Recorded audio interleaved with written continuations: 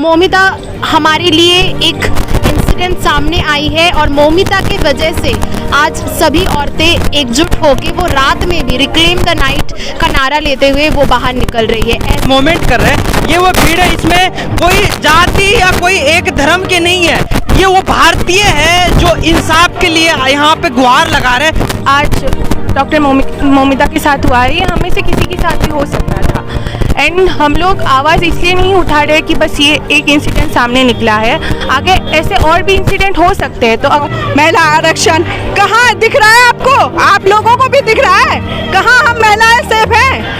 अभी भारत ने 78वां स्वतंत्रता दिवस मनाया है। देश आज़ादी की बात कर रहे हैं, नारी शक्ति की बात करते, पूजा की बात करते हैं। अभी पश्चिम बंगाल में जो ट्रेनी डॉक्टर के साथ जो हालात हुई है, उससे पूरा देश जो है सहम उठा है। किस प्रकार से एक बेटी के साथ घिनौनी हरकत हुई है। और इस वक्त मौजूद हम जंतर मंतर पर, आप देख सकते हैं यहाँ पे बहुत सारी माताएं बहनें हैं, बहुत से व्यक्ति है जो इंसाफ के लिए आवाज़ उठाने आई है। कहाँ से आए हैं आप? हम लोग यहीं दिल्ली से हैं और हम देखिए, हम लोग जो है उस वक्त 12 साल पहले उतरे थे सड़कों पे कि निर्भया के बाद ऐसा कोई कांड नहीं मिलेगा सुनने के लिए।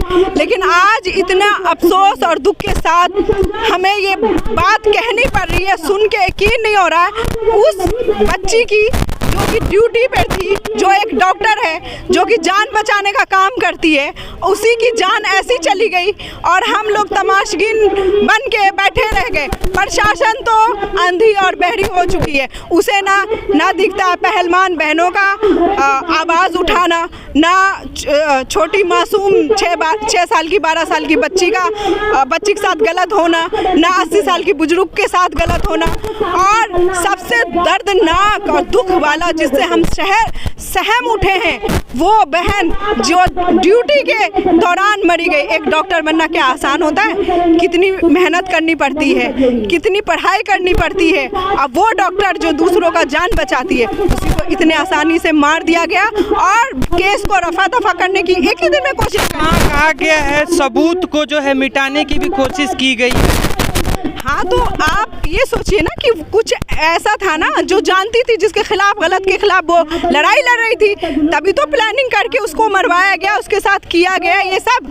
अगर कुछ हॉस्पिटल में कुछ बड़ा भंडाफोर करने वाले, हाँ जाहिर सी बात है। बल्कि दूसरी तरफ वहाँ की जो मुख्यमंत्री है वो खुद भी एक महिला है। ऐसे एक महिला के लिए इस तरीके के फैसले लेने में क्यों इतना देर कर रही है? फैसले लेने में इसलिए देर कर रही है, देर कर रही है ना वो महिला, क्योंकि वो एक नेता है। नेता जो कुर्सी पे बैठा हुआ रहता है, चाहे वो मोदी जी हो, चाहे वो ममता जी हो, चाहे वो राहुल जी हो, जिस भी पार्टी, चाहे वो केजरीवाल जी हो दिल्ली के, जो भी कुर्सी पे बैठा हुआ है ना, वो महिलाओं के हित में काम नहीं कर रहा है। क्योंकि जो अपराधी होते हैं ना, वो इनके या तो रिश्तेदार होते हैं, या इनके मंत्री होते हैं, या इनके जानने वाले होते हैं। तो बड़े रसूखदार है तो उसके लिए कानून कोई माने नहीं। अरे आपने देखा नहीं, बीजेपी के एमपी थे, पहलवान बहनों को किस तरीके से इसी जमीन पे घसीटा गया? क्या उनको इंसाफ मिला? सर उठा के वो जी रहे हैं, अपने बेटे को टिकट भी दिला दिया। जब उस बहन को, जो कि देश का वो गौरव है, उनको नहीं इंसाफ मिला, तो हम आम महिलाओं को कहाँ से मिलेगा? वो डॉक्टर बेटी देखिए किस तरीके से इंसाफ के लिए अभी तक सब लड़ रहे हैं। लेकिन इस बार जो है सरकार ये ना समझे कि हम अपने घर में चुपचाप से बैठ जाएंगे। जब तक कानून कोई सख्त, ये कानून जो है सरकार नहीं बनाएगी, जब तक हम चुप से बैठने वाले। महिला आरक्षण की बात करते हैं, बेटी बचाओ बेटी पढ़ाओ, महिला आरक्षण कहाँ दिख रहा है आपको? आप लोगों को भी दिख रहा है? कहाँ हम महिलाएं सेफ हैं? आज इतने डर का माहौल है। ये सिर्फ उनका जो है चुनावी भाषण है और सिर्फ जो है केवल एक वो नारा है जो सिर्फ सीट पे बैठने का जरिया है। एक बेटी को इंसाफ दिलाने के लिए इतना संघर्ष करना पड़ रहा है, तो बाकी लोगों के साथ घटनाएं आप ही देख लो, जो गोल्ड मेडलिस्ट थी विनेश फोगाट या साक्षी मलिक, वो यहाँ पे 6 महीने बैठी रही हैं, जब उन तक कोई इंसाफ नहीं मिला। फिर हम लोग तो एक आम आदमी है, आम नागरिक है, एक छोटी तुच्छ महिला है, तो कहाँ से इंसाफ मिल सकता है? तुच्छ नहीं होती, होती है नहीं वो तो, लेकिन उनकी नज़रों में तो हम हैं ना। राजनीति जो है भारी है, है आज वो राजनीति है ना, अगर वो कोई नेता का लड़का, मंत्री का लड़का कुछ भी कर लेता है और अगर वो किसी का मर्डर भी कर देता है और इस है हकीकत है, तो वो जेल से बाहर होता है, उसको सजा नहीं होती है। बिल्कुल, देखिए आप पीछे देख सकते हैं जो यहाँ पे जंतर मंतर पे ये मूवमेंट कर रहे हैं, ये वो भीड़ है, इसमें कोई जाति या कोई एक धर्म के नहीं है, ये वो भारतीय है जो इंसाफ के लिए यहाँ पे गुहार लगा रहे हैं, सरकार के पास आए। हमारे पास कुछ और भी यहाँ एक्टिविस्ट है जी, क्या नाम है?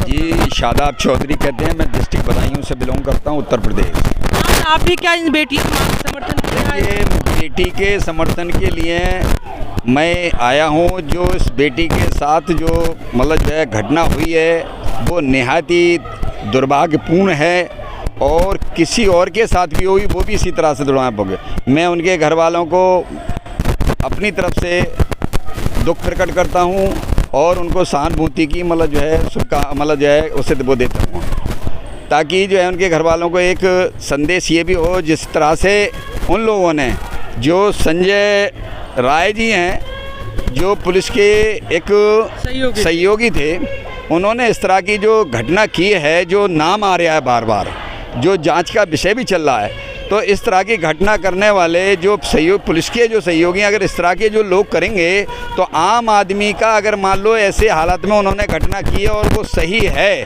तो आम आदमी और वो उनका फैसले से अगर वो बच गए तो आम आदमी तो फिर बहुत कुछ कर सकता है। तो इसलिए तो वो क्या करेंगे, वो किसके पास जाएंगे? एक प्रशासन का आदमी प्रशासन में अगर उसका नहीं कर पाए तो वो ठीक नहीं। इस देश में बिना किसी राजनीति के और जिसके साथ जो घटना हो रही है उसको उसका हक मिलना चाहिए।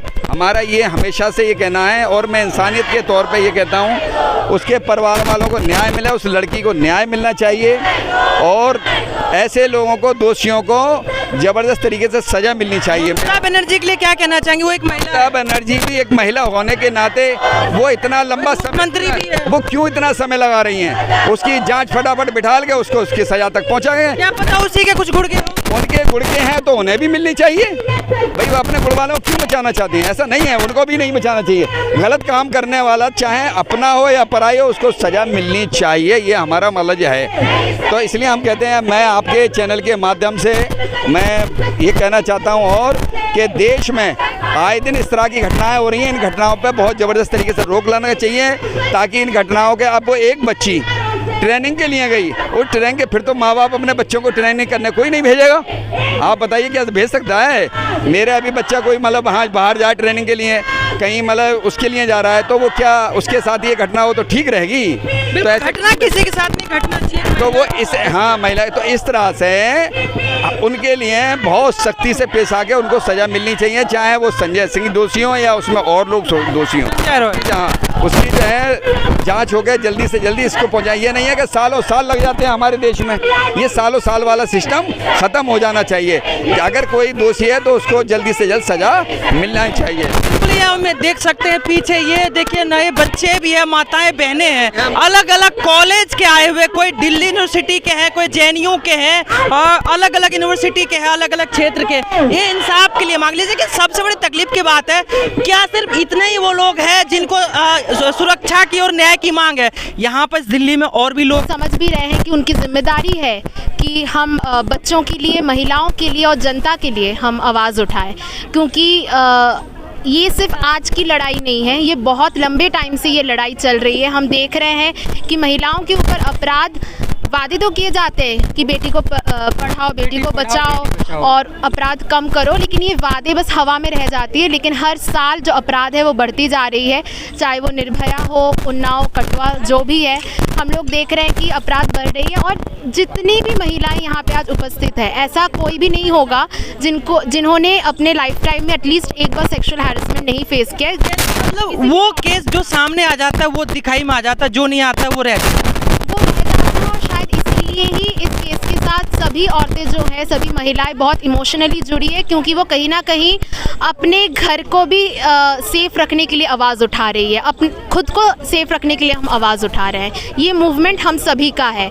मौमिता हमारे लिए एक इंसिडेंट सामने आई है और मौमिता की वजह से आज सभी औरतें एकजुट होकर वो रात में भी रिक्लेम द नाइट का नारा लेते हुए वो बाहर निकल रही है। ऐसी औरतें भी निकल रही है जो इससे पहले कभी भी सड़कों पे नहीं आई हैं, आंदोलन में नहीं आई है, लेकिन वो अब रियलाइज़ कर रही है कि नहीं, अब जो टाइम है, it's a high time, we all have to be on the streets right now.